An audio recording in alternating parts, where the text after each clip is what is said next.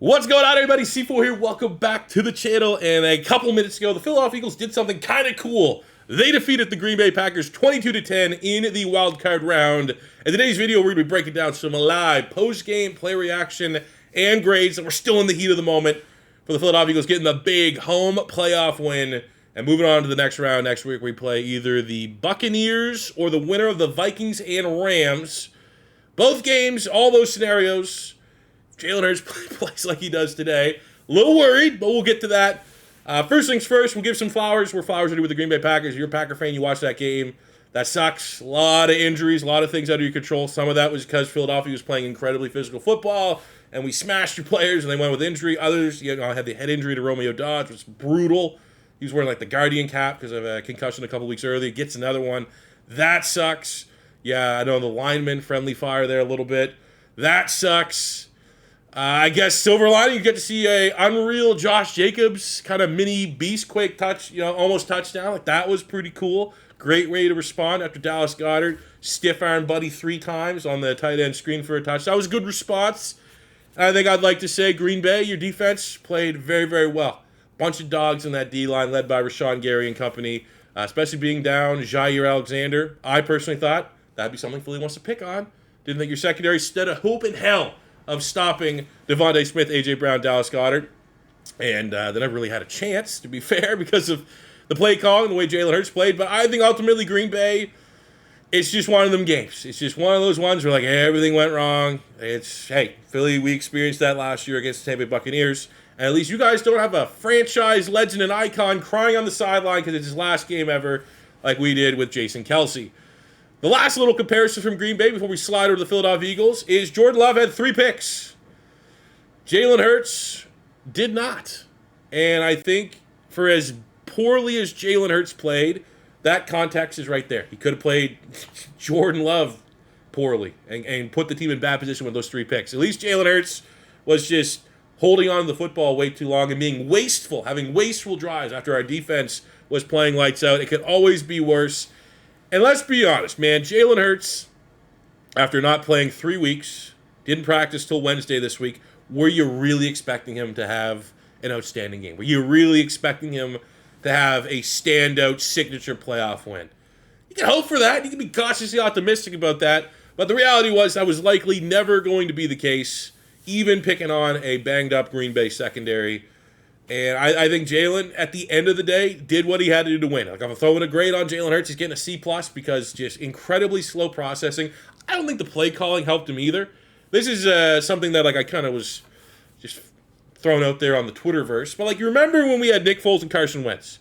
And the kind of discussion was, when we went with Nick Foles, we kind of dumbed down the offense a little bit, made it simple, and it worked. And then when Carson Wentz came back in, we're like, oh, why are we back to running this super intensive, difficult, all Madden offense when we were just running this kind of vanilla rookie level defense and it was working? Why don't we let Carson Wentz kind of run the rookie level offense and see if it's still efficient? We never did that. We always kind of went with dog shit, advanced NASA space technician offense with Carson Wentz. And that was always just a little bit of a gripe of mine. It's why do we always complicate things with our starting quarterbacks and then simplify things with backups? And it works with the backups, but then we don't kind of I feel like that's the same thing here with Hurts. Long way of saying that. We saw Tanner McKee run a simplified offense for the Philadelphia Eagles. Context, yes, garbage time game, end of the season, bad Giants team. But the offense itself, how they operated, the execution, quick throws, quick just boom, just bing, bang, boom plays, if that makes sense. Just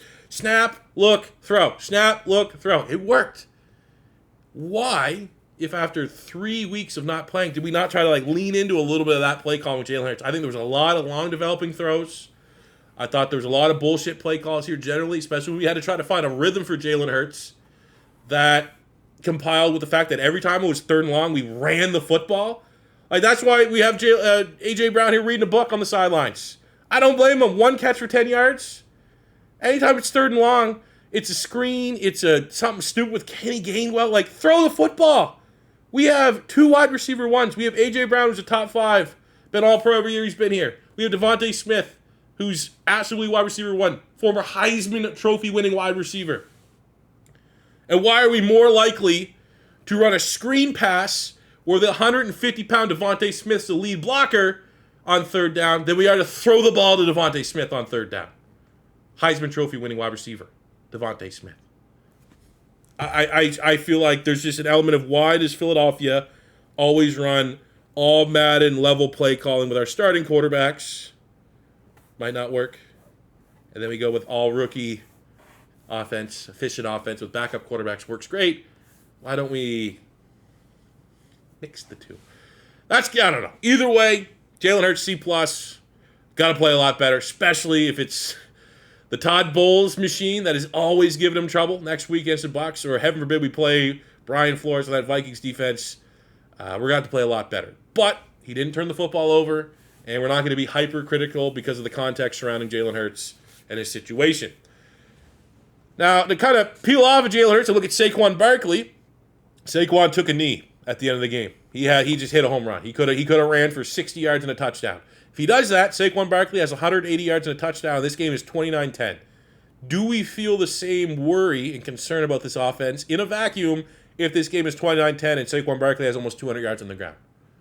Do we, you know what I'm saying? I feel like there's a little bit of context right there that if you didn't watch this game, you look at it like, well, Jalen Hurts had 100 yards. Yikes. But if we almost, it's... I feel like we got to be a little bit of leeway with the final score and how we feel about this offense. Understanding, though, that if they play like this again against whoever we play the next round, it's probably not going to be well in our favor. It's probably not going to be good news for the Philadelphia Eagles. But today, we did what we had to do. And Saquon Barkley gets an A+. Outstanding. Again, if he didn't take a knee, he would have 180 yards and a touchdown. And we're going, that's 100% the offensive player of the year in the NFL. Thank God we have Saquon Barkley. For the receivers, I throw it again, C+, like happy. Devontae Smith and A.J. Brown essentially had 2 bye weeks in a row. So they're going to be rested for the divisional round. Happy to have Dallas Goedert out there. 4 catches, 47 yards, and a touchdown. His touchdown was probably the highlight of this game. Had 2 or 3 stiff arms. I think it was Carrington Valentine. It was a hell of an awesome play, man. I had someone on Twitter tell me Dallas Goedert was mid. I was like, tell me you don't watch Eagles football. Yes, he's made of glass. Yes, we probably should look at maybe drafting a successor because he can't stay healthy. But when he is healthy, he's an absolute badass and a big-time asset for the Philadelphia Eagles. Having Jahan Dotson, 1 catch, 1 touchdown. He got that chemistry, got into a rhythm, got his confidence up. Week 18 starting. I think he had 100 yards in that game.